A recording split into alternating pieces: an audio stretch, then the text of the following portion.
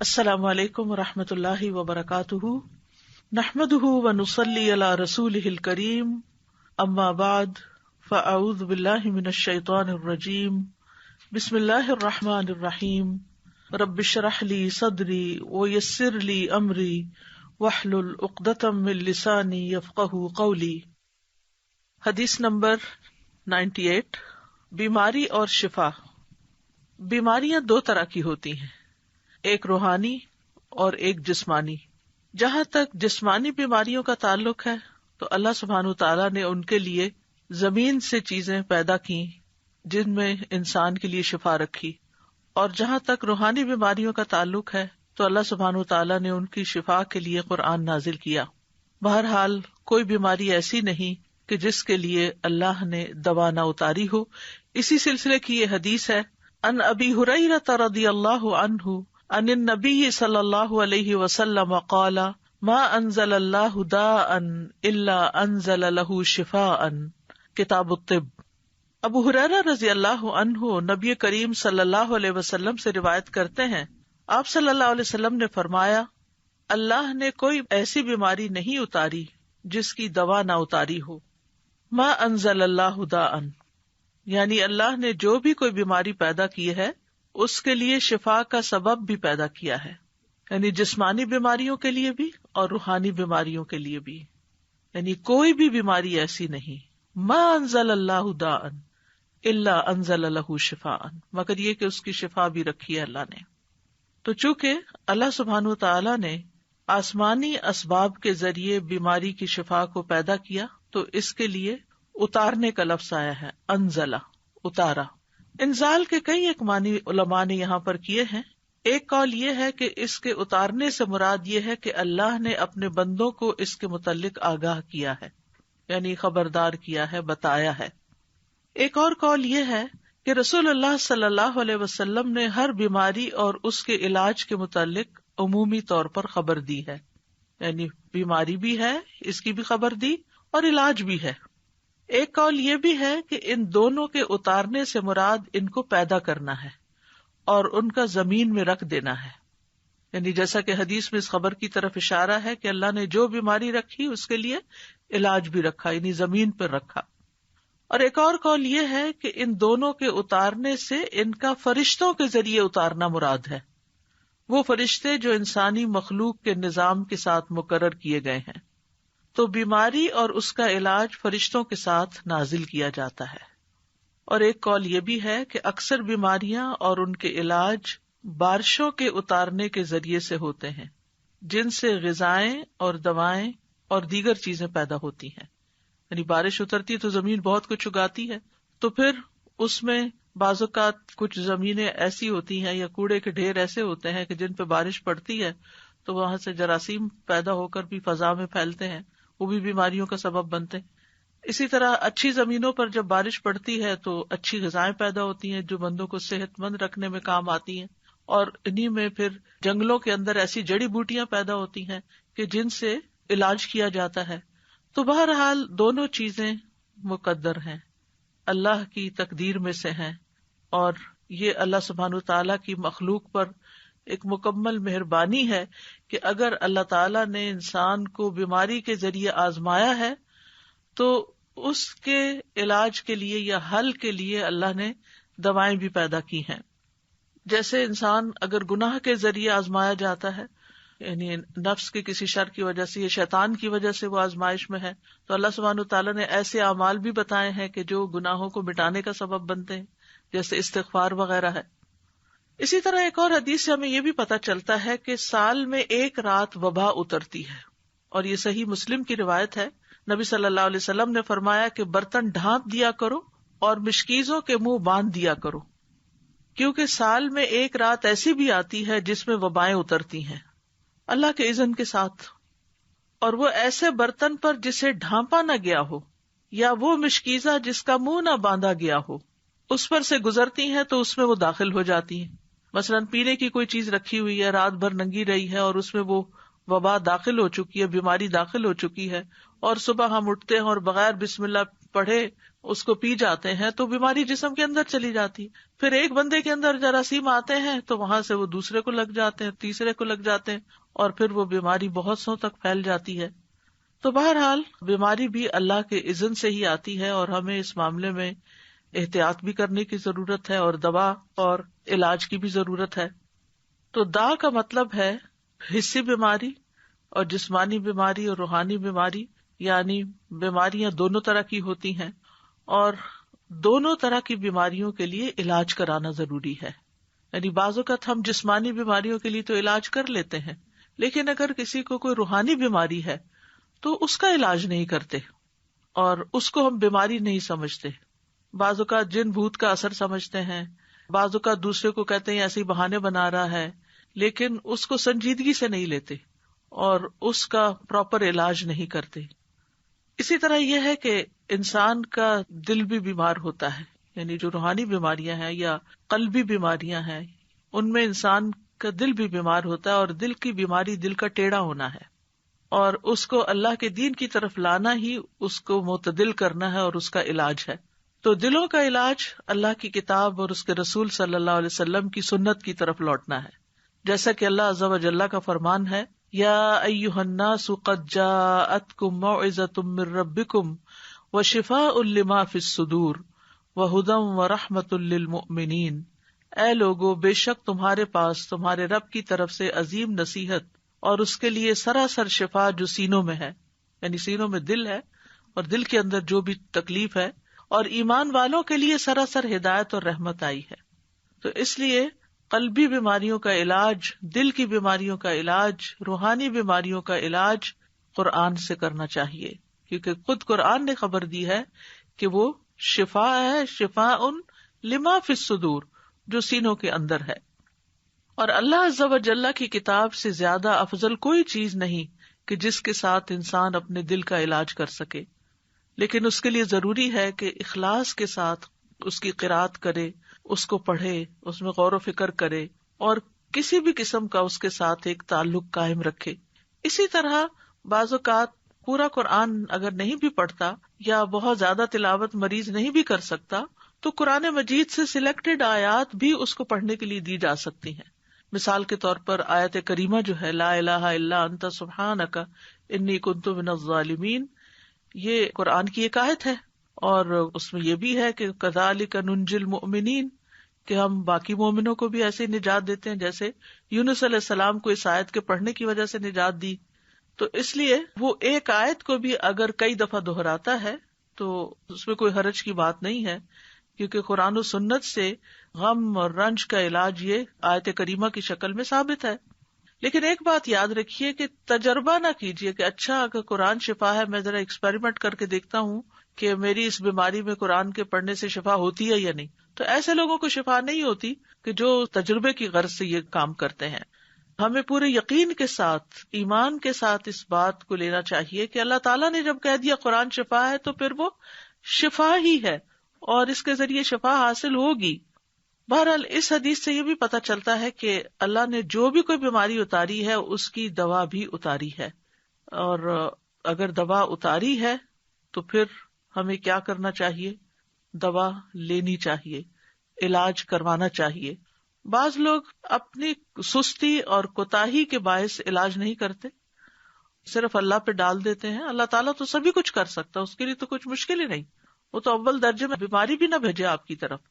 لیکن یہ ہے کہ دنیا چونکہ امتحان کے لیے ہے, اور اللہ تعالیٰ نے قرآن مجید میں ہمیں یہ بھی بتا دیا ہے کہ ہم تمہیں آزمائیں گے. تو لوگوں کے امتحان مختلف طرح سے ہوتے رہتے ہیں, اور اس میں مومن کا رویہ بالکل مختلف ہوتا ہے. مومن کے لیے بیماری اگرچہ ایک آزمائش ہوتی ہے, تکلیف ہوتی ہے, لیکن اس کے سبب اس کے گناہ دھلتے رہتے ہیں. ہر پین کے بدلے, ہر تکلیف, ہر پریشانی جو جسم پر انسان کی آتی ہے, آفت, اس کے بدلے اس کے گناہ دھلتے ہیں. پھر اسی طرح یہ ہے کہ جب وہ اس پر صبر کرتا ہے تو اس صبر کا اس کو اجر ملتا ہے. ایک اور خیر آ گئی, اور یہ خاص لوگوں کی علامت ہوتی ہے. یعنی عام لوگوں کے گناہ جھڑتے, خاص لوگوں کو صبر کا اجر ملتا ہے, اور خاص الخاص لوگ جو ہیں وہ اللہ کی قضا پہ رضا بھی رکھتے ہیں. یعنی راضی بالقضاء جب ہوتے ہیں تو ان کا اجر کئی گنا زیادہ بڑھ جاتا ہے. تو اس طرح مومن کے لیے ایک بیماری جو ہے وہ ایک رحمت کا باعث بن جاتی. وہ آزمائش تو ہے ہی، لیکن اس آزمائش کے اندر بھی ایک رحمت ہوتی. لیکن اس راضی بالقضاء ہونے کا مطلب یہ نہیں کہ انسان علاج ہی نہ کرائے. علاج ضرور کروائے، کیونکہ نبی صلی اللہ علیہ وسلم نے فرمایا اللہ کے بندو علاج کیا کرو، کیونکہ اللہ عز و جل نے جو بیماری بھی اتاری ہے اس کے ساتھ اس کی شفا بھی نازل کی ہے، سوائے موت اور بڑھاپے کے. موت کا کوئی علاج نہیں اور بڑھاپے کا کوئی علاج نہیں، کیونکہ اس میں انسان کی اعضاء کمزور ہو چکے ہوتے ہیں، تو کوئی چیز ان کے اندر پھر سے جوانی بھر نہیں سکتی. لیکن اس میں بھی انسان کو حد البسا ساتھ ساتھ اپنی کمزوریوں اور بیماریوں کا علاج کرتے رہنا چاہیے، اور اس میں انسان کو مایوس نہیں ہونا چاہیے. اسی طرح ایک اور حدیث سے ہمیں پتہ چلتا ہے، مسند احمد کی حدیث ہے، رسول اللہ صلی اللہ علیہ وسلم نے فرمایا بے شک اللہ عز و جل نے جب بیماری کو پیدا کیا تو اس کا علاج بھی پیدا کیا، بس اس لیے علاج کیا کرو. تو گویا اللہ تعالیٰ کا یہ حکم ماننا جو ہے، رسول اللہ صلی اللہ علیہ وسلم کے ان الفاظ پر یقین رکھتے ہوئے علاج کروانا جو ہے، چاہے وہ تکلیف دہ ہو لیکن اس کو بھی انسان عبادت سمجھے. یعنی علاج کرانے کو بھی عبادت سمجھے کہ میں اللہ اور اس کے رسول کا حکم مان رہا ہوں، انہوں نے ہی کہا ہے کہ علاج کراؤ تو میں علاج کروا رہا ہوں. اب اس علاج میں جب اس کا کچھ مال خرچ ہوتا ہے یا وہ علاج کی تکلیف سے گزرتا ہے، کیونکہ بعض علاج جو ہیں وہ سرجری ہوتے ہیں، بعض علاج جو ہے وہ پینفل پروسیس سے گزرتا ہے انسان اس میں، تو وہ بھی سراسر انسان کے لیے عبادت اور اجر کا باعث بن جاتے ہیں. اسامہ بن شریک کہتے ہیں میں نبی صلی اللہ علیہ وسلم کی خدمت میں پہنچا تو دیکھا کہ آپ کے صحابہ آپ کی مجلس میں ایسے بیٹھے تھے گویا ان کے سروں پر پرندے ہوں، یعنی بہت باادب اور پرسکون طریقے سے. چنانچہ میں نے سلام کیا اور بیٹھ گیا. ادھر ادھر سے بدوی لوگ آئے، بدو جو دیہاتوں میں رہنے والے تھے، اور انہوں نے پوچھا اللہ کے رسول کیا ہم علاج کر لیا کریں، یعنی کوئی بیماری ہو تو علاج کریں. آپ نے فرمایا دوا استعمال کیا کرو، بلا شبہ اللہ عز و جل نے کوئی بیماری پیدا نہیں کی مگر اس کی دوا بھی پیدا کی ہے، سوائے ایک بیماری کے یعنی بڑھاپا. اچھا، بعض لوگ ہوتے ہیں وہ یہ کہتے ہیں کہ ہم نے آج تک کوئی دوا نہیں کھائی، اور اس میں بڑے فخر سے بتاتے ہیں ہمیں اگر کوئی بیماری ہو تو بس ہم صبر کر لیتے ہیں، بس دم درود سے کام لے لیتے ہیں اور بس ہمارے لیے وہی کافی ہو جاتا ہے. الحمدللہ یہ بھی اچھی بات ہے کہ آپ قرآن سے علاج کر لیتے ہیں اور کرنا چاہیے، لیکن اس کا یہ مطلب نہیں کہ کوئی اگر دوا کھا رہا ہے یا دوا کھانا کوئی بری بات ہے، کیونکہ نبی صلی اللہ علیہ وسلم نے کیا فرمایا ہے کہ دوا استعمال کیا کرو، تداوؤ، دوا استعمال کیا کرو. تو دوا کھانا جو ہے وہ کوئی غلط کام کرنا نہیں ہے، لیکن دوا سے شفا ملنا اللہ کے اذن سے ہے. دوا کے اندر شفا اللہ نے رکھی ہے، اللہ کے اذن سے شفا ہوتی ہے. کوئی یہ نہیں کہہ سکتا کہ میں نے یہ چیز کھائی تو میں ٹھیک ہو گیا. نہیں، چیز نے ٹھیک نہیں کیا، اللہ کے اذن سے ٹھیک ہو گیا، کیونکہ اللہ کا اذن اس کو ہوا کہ اس بندے کے اندر یہ کیفیت پیدا کر دے، اس کی بیماری کی اصلاح کر دے، تو علاج ہو گیا، شفا ہو گئی. پھر اسی طرح آپ صلی اللہ علیہ وسلم نے فرمایا علاج کروانا تقدیر کا حصہ ہے. اگر بیماری تقدیر سے ہے تو علاج بھی تقدیر سے ہے، اور یقیناً علاج اللہ تعالیٰ کے حکم سے ہی فائدہ دیتا ہے. علاج اللہ تعالیٰ کے حکم سے ہی فائدہ دیتا ہے. تو علاج کروانے کے کچھ اصول ہمارے دین نے ہمیں بتائے ہیں. نمبر 1 یہ کہ اللہ کو شافی مانا جائے، یعنی یہ یقین رکھا جائے کہ اللہ ہی شفا دیتا ہے. سورۃ الشعراء میں آتا ہے وَإِذَا مَرِضْتُ فَهُوَ يَشْفِينِ، اور جب میں بیمار ہوتا ہوں تو وہی مجھے شفا دیتا ہے. شفا اللہ ہی کے ہاتھ میں ہے. حضرت عائشہ کہتی ہیں کہ رسول اللہ صلی اللہ علیہ وسلم دم کیا کرتے تھے اور یہ دعا پڑھتے تھے امسح البأس رب الناس بیدک الشفاء لا یکشف الکرب الا انت. اے لوگوں کے رب تکلیف کو دور کر دے، شفا تو تیرے ہی ہاتھ میں ہے، تیرے سوا اس کو دور کرنے والا اور کوئی نہیں. پھر اسی طرح ایک روایت میں آتا ہے کہ اللہ ہی طبیب ہے. ابو رمثا سے مروی ہے، وہ کہتے ہیں کہ میرے والد نے رسول اللہ صلی اللہ علیہ وسلم سے عرض کیا کہ مجھے آپ اپنی وہ چیز دکھائیں جو آپ کی پشت پر ہے، یعنی وہ جو مہر نبوت تھی، کیونکہ میں طبیب ہوں. آپ نے فرمایا طبیب تو اللہ ہے، بلکہ تو رفیق آدمی ہے، یعنی نرمی کرنے والا ہے، مریض کو تسکین دینے والا، دلاسا دینے والا ہے. اور بیماری کا اصل طبیب تو اللہ ہی ہے، شافی تو وہی ہے جس نے اسے پیدا کیا. حضرت ایوب علیہ السلام کی مثال ہمارے سامنے ہے کہ جب ان کی بیماری کو ایک طویل عرصہ گزر گیا تو بھی وہ مایوس نہیں ہوئے، دعا کرنے لگے. وَأَيُّوبَ إِذْ نَادَى رَبَّهُ أَنِّي مَسَّنِيَ الضُّرُّ وَأَنْتَ أَرْحَمُ الرَّاحِمِينَ فَاسْتَجَبْنَا لَهُ فَكَشَفْنَا مَا بِهِ مِنْ ضُرٍّ وَآتَيْنَاهُ أَهْلَهُ وَمِثْلَهُمْ مَعَهُمْ رَحْمَةً مِّنْ عِنْدِنَا وَذِكْرَىٰ لِلْعَابِدِينَ. اور ایوب جب اس نے اپنے رب کو پکارا کہ بے شک مجھے تکلیف پہنچی ہے اور تو رحم کرنے والوں میں سب سے زیادہ رحم کرنے والا ہے، تو ہم نے اس کی دعا قبول کر لی، پس اسے جو بھی تکلیف تھی دور کر دی، اور اسے اس کے گھر والے اور ان کے ساتھ ان کی مثل اور عطا کر دیے اپنے پاس سے رحمت کے لیے اور ان لوگوں کی یاد دہانی کے لیے جو عبادت کرنے والے ہیں. تو یہاں پر وہ کہتے ہیں وَأَنْتَ أَرْحَمُ الرَّاحِمِينَ، اللہ آپ ہی سب سے بڑھ کر رحم کرنے والے ہیں. تو ہم نے ان کی دعا سن لی اور ان کی تکلیف دور کر دی. دوسری چیز یہ کہ اللہ کی کتاب سے علاج کرنا چاہیے. سورۃ بنی اسرائیل میں آتا ہے وَنُنَزِّلُ مِنَ الْقُرْآنِ مَا هُوَ شِفَاءٌ وَرَحْمَةٌ لِّلْمُؤْمِنِينَ، اور ہم قرآن کے ذریعے سے وہ چیز نازل کرتے ہیں جو مومنوں کے لیے شفا اور رحمت ہے. حضرت عائشہ سے مروی ہے کہ رسول اللہ صلی اللہ علیہ وسلم ایک مرتبہ ان کے پاس تشریف لائے تو ایک عورت عائشہ رضی اللہ عنہا کا علاج کر رہی تھی یا آپ کو دم کر رہی تھی. تو آپ نے فرمایا کتاب اللہ کے ساتھ اس کا علاج کرو، یعنی قرآن کے ساتھ کرو، رقیہ کرو اس کو. اسی طرح سنت سے علاج. انبیاء علیہ السلام کو قلبی اور روحانی ادویات دی گئی تھی. ابن قیم کہتے ہیں کہ وہ وہی جو اللہ تعالیٰ اپنے نبیوں کو کرتا ہے اس میں ایسی چیز ہوتی ہے جو لوگوں کو فائدہ دیتی ہے، یعنی وحی کے ذریعے علاج ہوتا ہے.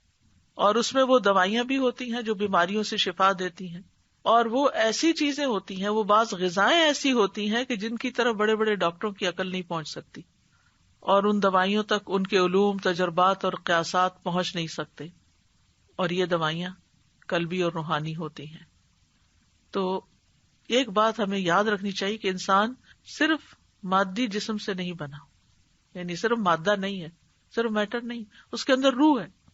اس لیے اگر آپ صرف دوا سے علاج کریں گے تو وہ کافی نہیں ہے جب تک کہ آپ اس کی روح کا بھی علاج نہ کریں، خصوصاً روحانی بیماری میں. کچھ بیماریاں ایسی ہوتی ہیں نا کہ جو روحانی بیماری ڈومیننٹ ہوتی ہے اور اس کے اثر میں جسمانی بیماری بھی ہوتی ہے، اور کبھی ایسا ہوتا ہے کہ جسمانی بیماری ہوتی ہے اور اس کے اثر سے انسان کی روح بھی بیمار پڑ جاتی، کیونکہ دونوں ایک دوسرے میں گندے ہوئے ہیں، ان سے الگ نہیں ہے. ایک کو کوئی تکلیف پہنچے گی تو دوسرا اس سے متاثر ہوگا. تو اس لیے بہت ضروری ہے کہ انسان دونوں طرح کے علاج کرے، یعنی ایک طرف دوا کھائے اور دوسری طرف دعا کرے اور دم کرے اور قرآن پڑھے تاکہ انسان مکمل شفا یاب ہو جائے. کیونکہ بندہ جب تک اللہ کے ذکر میں مصروف رہتا ہے تو شیطان کے حملوں سے محفوظ ہوتا ہے اور ایک مضبوط قلعے میں ہوتا ہے. تیسری چیز ہے طب نبوی سے علاج. تو اب اگر طبیب اللہ ہی ہے تو پھر ہمیں کیا طب نبوی سے علاج کرنا چاہیے، اور طب نبوی کیا ہے، اور کیا کوئی انسان طبیب کہلا سکتا ہے؟ انسان طبیب کہلا سکتا ہے لیکن اللہ الطبیب ہے. یعنی جیسے انسان کو بھی کریم کہہ سکتے ہیں لیکن اللہ الکریم ہے. تو طب نبوی سے علاج میں حجامہ کروانا، پچھنے لگوانا. آپ صلی اللہ علیہ وسلم نے فرمایا اگر تمہاری دواؤں میں سے کسی میں بھلائی ہے تو پچھنا لگوانے یا شہد پینے اور آگ سے داغنے میں ہے. اگر وہ مرض کے مطابق ہو، یعنی بیماری کے مطابق پچھنا لگے یا آگ سے داغ لگے، اور میں آگ سے داغنے کو پسند نہیں کرتا. ایک تو یہ کہ تکلیف دہ علاج ہے بہت، یعنی انسان کو کسی گرم سلاخ سے داغنا یا کسی بھی طرح کی ایسی کوئی چیز لگانا کہ جس میں آگ ہو، تو اس لیے آپ اس کو پسند نہیں کرتے تھے. لیکن آخری چارہ کار کے طور پر اگر کوئی بیماری کسی بھی طرح ٹھیک نہ ہوتی ہو تو اس صورت میں ایسا علاج کیا جا سکتا ہے. اور ہو سکتا ہے کہ اسی کے اندر ہی پھر جو الیکٹرک شاکس وغیرہ دیے جاتے ہیں وہ بھی اس میں شامل ہوں، اللہ عالم. پھر اسی طرح کلونجی سے علاج. رسول اللہ صلی اللہ علیہ وسلم نے فرمایا کلونجی کے دانوں میں موت کے علاوہ ہر بیماری کے لیے شفا ہے. اگر کلونجی کے تیل پر شرعی دم کر کے مریض کے متاثرہ حصوں پر وہ تیل لگایا جائے اور کلونجی کے دانے جو ہیں وہ کھلائے جائیں تو حدیث میں کیا آتا ہے کہ موت کے علاوہ ہر بیماری کا علاج ہے. تو اس لیے ہر گھر میں کلونجی کے دانے بھی ہونے چاہیے اور اس کا تیل بھی ہونا چاہیے. اور اس میں یہ ہے کہ اگر جیسے آج کل کورونا کی بیماری ہے تو اس میں 2 کام کیے جا سکتے ہیں. ایک تو یہ کہ کلونجی کے بیج زبردست جراثیم کش ہیں، ان کی دھونی دینی چاہیے. یعنی گھر کو ڈس انفیکٹنٹ کرنے کے لیے جیسے بخور جلاتے ہیں تو اسی طرح کوئلے کے اوپر تھوڑے سے دانے ڈال کے ان کا دھواں جب نکلنے لگے تو اس کو گھر میں گھما دینا چاہیے. اس کے بارے میں یہ بھی کہا گیا ہے کہ یہ شیاطین کو بھگانے کا ذریعہ بھی ہے. یہ دھواں شیطانوں کو بہت تکلیف دیتا ہے تو وہ نکل جاتے ہیں. اور اگر ریپیٹڈلی ہوگا تو گھر سے جراثیم وغیرہ بھی نکلیں گے اور شیاطین بھی نکلیں گے اور انشاءاللہ باذن اللہ شفا ہوگی. دوسرا یہ ہے کہ لنگس کی بیماریوں میں اس کی بھاپ جو ہے وہ بہت فائدہ دینے والی چیز ہے. اسی طرح سر درد میں ناک کے اندر اس کے قطرے چند ڈالے جائیں دونوں طرف تو میگرین وغیرہ کو بہت فائدہ ہوتا ہے. اس کے اوپر تو بہت تفصیلی الگ ایک پورا لیکچر ہو سکتا ہے کہ کلونجی کس طرح استعمال کی جا سکتی ہے اور کس طرح فائدہ. لیکن یہ 2 چیزیں جو میں نے بتائی ہیں کہ اس کی دھونی دی جائے اور اس کی بھاپ لی جائے یہ غیر مضر ہیں. اور چند دانے جیسے چٹکی بھر دانے صبح کے وقت پانی کے ساتھ اگر کھا لیے جائیں، اور اگر صبح نہیں یاد رہے تو آپ کے ڈائننگ ٹیبل پر اگر کلونجی رکھی ہوئی ہے تو کھانے کے اوپر بازو کے جیسے آپ نمک چھڑکتے ہیں تو چٹکی بھر دانے، یعنی بہت زیادہ مقدار میں نہیں، کیونکہ پھر ایسا نہ ہو کہ اس کا کوئی ری ایکشن ہو. اسی طرح یہ کہ اگر گلے میں خراش وغیرہ ہے تو کلونجی کا تیل اگر رکھا ہوا ہے تو چند قطرے زبان پہ ٹپکا کے آہستہ آہستہ گلے سے گزارے جائیں تو یہ چونکہ جراثیم کش ہے تو گلے کے اندر کے جراثیم، اسی طرح ناک کے اندر کے جراثیم، کیونکہ گلے کی بیماریوں میں بھی ناک میں ڈالنا سب سے زیادہ مفید ہے. اگر تھوڑا سا کڑوا لگتا ہے، تکلیف سے محسوس ہوتی ہے، لیکن یہ کہ اس میں فوری طور پر انسان کو ریلیف ملتا ہے اور بہت جلد گلے کی بیماریاں وغیرہ جو ہیں یہ ٹھیک ہوتی ہیں. اور اگر پھیپڑوں تک نمونیا وغیرہ ہو گیا ہے تو بارہا اگر بھاپ دی جائے اس کی تو بہت فائدہ مند ہے. وکس وغیرہ جو ہے یعنی کہ ایسی چیز ہے کہ جس کے بخارات پھیپڑوں میں جا کے جم بھی سکتے ہیں، لیکن کلونجی جو ہے وہ مضر نہیں ہے. پھر اسی طرح یہ ہے کہ شہد فائدہ مند ہے. قرآن مجید میں آتا ہے یخرج من بطونها شراب مختلف الوانہ فیہ شفاء للناس.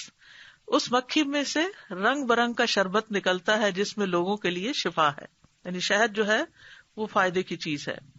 شہد اگر آپ مہینے میں کم از کم 3 دن خالی پیٹ اس کا چمچ لے لیں صبح یا 1 گھونٹ بھر لیں تو یہ پریونٹیو کیور بھی ہے، یعنی بہت سی بیماریاں لگنے سے انسان محفوظ رہتا ہے. اور اسی طرح نبی صلی اللہ علیہ وسلم پانی میں شہد ملا کر پیا کرتے تھے، ایک بہترین ڈرنک بن جاتا ہے. لیکن بہت ابلتے پانی میں اس کی پراپرٹیز ضائع ہو جاتی ہیں، اس لیے گرم پانی کی بجائے اگر ٹھنڈے پانی میں استعمال کیا جائے تو بہتر ہے. اور خصوصاً اگر موسم ٹھنڈا نہ ہو تو پھر روم ٹیمپریچر پر جو پانی ہے اسی کے اندر شہد ملا کر پینا زیادہ فائدہ مند ہے. پھر آب زمزم، رسول اللہ صلی اللہ علیہ وسلم نے فرمایا زمزم کا پانی اس مقصد کے لیے ہے جس کے لیے وہ پیا جائے. اگر آپ شفا کی نیت سے پیئیں گے تو شفا ہے، غذا کی نیت سے پیئیں گے تو غذا ہے، پیاس بجھانے کی نیت سے پیئیں گے تو پیاس بجھے گی انشاءاللہ. پھر اسی طرح عود ہندی یعنی جس سے کست الہندی کہتے ہیں اس میں بھی شفا ہے. صحیح بخاری کی روایت ہے، ام قیس رضی اللہ عنہا سے مروی ہے، وہ کہتی ہیں کہ میں اپنے ایک لڑکے کو لے کر رسول اللہ صلی اللہ علیہ وسلم کی خدمت میں حاضر ہوئی. میں نے اس کا حلق دبایا تھا چونکہ اس کو گلے کی بیماری ہو گئی تھی. تو آپ نے فرمایا تم اپنے بچوں کو انگلی سے حلق دبا کر کیوں تکلیف دیتی ہو؟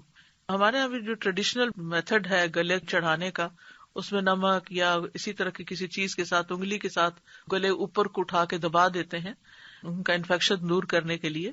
تو آپ صلی اللہ علیہ وسلم نے اسے منع کیا اور فرمایا یہ عود ہندی لو، اس میں 7 بیماریوں کی شفا ہے. سبحان اللہ.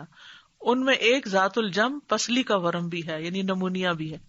تو آج کل کورونا وائرس میں جیسے پھیپڑوں پر ہی سارا اثر چلا جاتا ہے، بیماری زیادہ تکلیف دہ ہو جاتی ہے، تو اس میں کست الہندی جو ہے اور کست البحری یہ فائدہ مند ہے.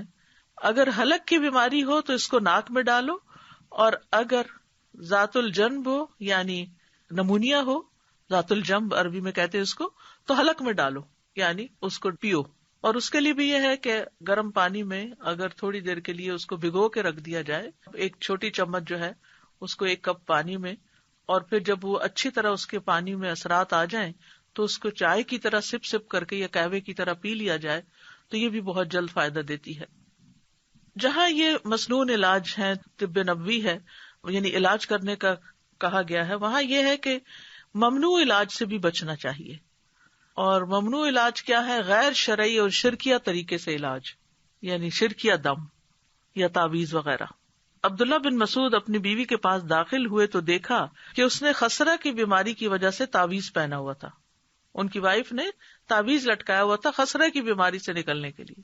تو آپ نے اسے سختی سے کاٹ دیا اور کہا بے شک عبداللہ کی آل شرک سے بیزار ہے، اور کہا ہم نے رسول اللہ صلی اللہ علیہ وسلم سے یہ بات بھی یاد کی ہے کہ بلا شبہ جھاڑ پھونک، تعویذ اور حب کے اعمال شرک ہیں. یہاں پر اس کا یہ مطلب نہیں کہ دم کرنا منع ہے یا رقیہ منع ہے، شرکیہ جھاڑ پھونک منع ہے. یعنی ان الرقیٰ والتمائم والطول شرکن، یعنی اس سے مراد وہ کلمات ہیں جو حرام ہیں، لیکن دوسری طرف جائز اور شرعی دم بھی ہیں. عوف بن مالک کہتے ہیں ہم زمانے جاہلیت میں دم کیا کرتے تھے. ہم نے عرض کیا اللہ کے رسول اس کے بارے میں آپ کا کیا خیال ہے؟ آپ نے فرمایا اپنے دم کے کلمات میرے سامنے پیش کرو، دم میں کوئی حرج نہیں جب تک اس میں شرک نہ ہو. اچھا، یہ جو بات ہے نا کہ لا بأس بالرقیٰ ما لم یکن فیہ شرکن، اب یہ قرآن کی آیات تو نہیں تھی نا دور جاہلیت میں. تو آپ نے پوچھا کہ مجھے دکھاؤ کہ کون سا دم کرتے تھے، بتاؤ مجھے. آپ نے فرمایا کہ اگر شرکی الفاظ نہیں تو دم ٹھیک ہے. اس سے ایک بڑی اہم بات پتہ چلتی ہے. بعض لوگ اس بات میں بہت فس کریٹ کر دیتے ہیں کہ یہ کوئی مسنون طریقہ نہیں دم کا، اور آپ کو یہ کس نے کہا کہ یہ آیت 10 دفعہ پڑھ کے دم کریں تو ٹھیک ہو جائیں گے. تو آیت پڑھنے میں تو کوئی حرج ہی نہیں ہے. یعنی جیسے کسی کو منزل نام کی کتابچہ بھی ہوتا ہے، یا اسی طرح رقیہ جس میں قرآن کی مختلف آیات اکٹھی کی گئی ہیں، ان کو جب پڑھا جاتا ہے تو لوگ پوچھنا شروع ہو جاتے ہیں یہ کہاں لکھا ہوا ہے کہ یہ آیت بھی پڑھی جائے اور یہ آیت بھی پڑھی جائے. تو اس موقع پر یہ حدیث یاد کر لی جائے کہ اگر کوئی شرکیہ چیز نہیں ہے، اور قرآن تو قرآن ہے، اس میں تو سوال ہی پیدا نہیں ہوتا، لیکن عام جب ہم دعائیں کرتے ہیں تو ان میں بھی اگر کوئی شرکیہ طریقہ نہیں ہے تو وہ دعا بھی فائدہ دے گی انشاءاللہ، اور مسنون دم بھی، اور قرآن پاک کی آیات پڑھ کر دم کرنا وہ بھی فائدہ دے گا.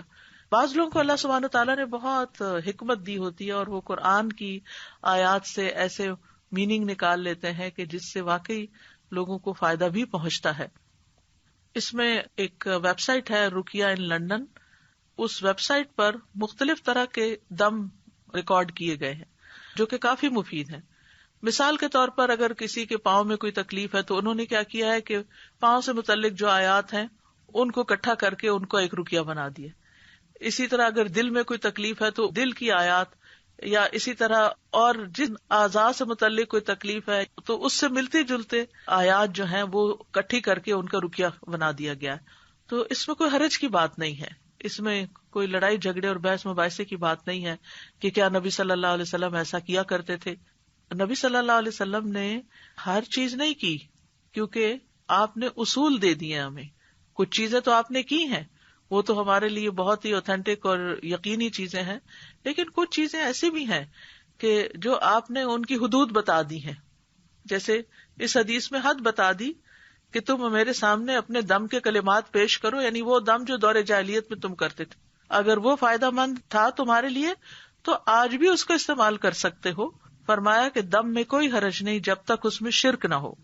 تو اگر شرک پر مبنی ہو یا ایسے الفاظ پر جو سمجھ نہ آ رہے ہوں، بعض لوگ تعویذ لکھے ہوئے ہوتے ہیں اور اس میں ایسے ایسے لفظ لکھے ہوتے ہیں کہ جو سمجھ ہی نہیں آتے، یا نمبرز لکھے ہوئے ہوتے ہیں، تو وہ استعمال نہیں کرنے چاہیے، کیونکہ ان کا نہیں پتا کہ اس میں شیطانوں کو پکارا گیا ہے یا نعوذ باللہ اللہ کے ساتھ کسی اور الہ کو پکارا گیا ہے. تو ایسی چیزوں سے انسان کو دور رہنا چاہیے. جہاں تک قرآن اور اذکار اور جائز دعاؤں کے ساتھ دم کرنا ہے تو ان میں کوئی حرج کی بات نہیں ہے. اور اسی طرح اللہ کے کلام، یعنی پچھلی ایک حدیث میں عبداللہ بن مسعود والی میں نے کہ جھاڑ پھونک منع ہے، لیکن اللہ کے کلام کے ساتھ پھونک مار کر دم کرنا جائز ہے. مثلاً سورۃ فاتحہ پڑھ کر پھونک ماری جا سکتی ہے. رات کو سوتے وقت جب آپ آیت الکرسی پڑھتے ہیں تو چاروں کونوں میں آپ پھونک ماریں، وہ بھی ایک حفاظت کی چیز ہے. اسی طرح نبی صلی اللہ علیہ وسلم اپنے ہاتھوں میں معوذتین اور قل هو اللہ پڑھ کر دم کرتے تھے، اور رات کو جہاں جہاں تک آپ کا ہاتھ جاتا تھا خود اپنے اوپر دم کرتے تھے اور اپنے آپ کو جھاڑتے تھے. حضرت عائشہ کہتی ہیں کہ نبی صلی اللہ علیہ وسلم اپنی مرض وفات میں خود پر معوذات پڑھ کر دم کرتے تھے. پھر جب آپ زیادہ بیمار ہو گئے تو میں یہ صورتیں پڑھ کر آپ کو دم کرتی تھی اور برکت کے لیے آپ کا ہی ہاتھ آپ کے جسم پر پھیرتی تھی، یعنی اپنا ہاتھ نہیں پھیرتی تھی، آپ کا ہاتھ پھیرتی. تو اس سے پتا چلتا ہے کہ ہاتھ پھیر کر جھاڑنا مریض کو اور دم کرنا جو ہے یہ جائز ہے. معمر کہتے ہیں میں نے امام زہری سے پوچھا کہ آپ صلی اللہ علیہ وسلم کس طرح دم کیا کرتے تھے. انہوں نے بتایا آپ دم کر کے اپنے دونوں ہاتھوں پر پھونک مارتے، پھر انہیں اپنے چہرے پر پھیر لیتے اور پھر اس کے بعد یہ کہ باقی جسم کے اوپر بھی جہاں جہاں تک ہاتھ پہنچتا. تو اس حدیث میں دلیل ہے کہ اللہ کے کلام کے ساتھ دم کرنا اور پھونک مارنا یہ جائز ہے. اور نووی کہتے ہیں کہ اس میں دلیل ہے کہ دم میں لعاب ملی پھونک مارنا مستحب ہے. اس کو جھاڑنا کہتے ہیں، یعنی اس طرح پھونک مارنا کے بیچ میں سے منہ سے ڈراپلیٹس بھی تھوڑی تھوڑی نکلیں. اور حب کے اعمال کیا ہوتے ہیں عبداللہ بن مسعود کی حدیث میں جس سے منع کیا گیا ہے؟ یہ اصل میں جادو کی ایک قسم ہوتی ہے. اس کے ذریعے سے عورت کو اپنے شوہر کا محبوب بنایا جاتا ہے یا شوہر کو اپنی بیوی کا محبوب بنایا جاتا ہے. تو یہ درست نہیں ہے، یعنی ایسے کوئی کلام لینا یا ایسی چیزیں لینا کہ جس سے اس طرح کی چیز کی جائے کہ شوہر کی ساری توجہ میری طرف ہو جائے، جیسے سوکنے وغیرہ ہوتی ہیں یا اور، تو یہ طریقہ درست نہیں. رسول اللہ صلی اللہ علیہ وسلم نے فرمایا جس نے حرام چیز کے ساتھ علاج کیا اللہ اس کے لیے اس میں شفا نہیں بنائے گا. تو اس لیے شراب یا شراب سے بنی ہوئی چیزیں جو ہیں ان سے علاج نہیں کرنا چاہیے. حرام ادویات کا استعمال بھی نہیں ہونا چاہیے.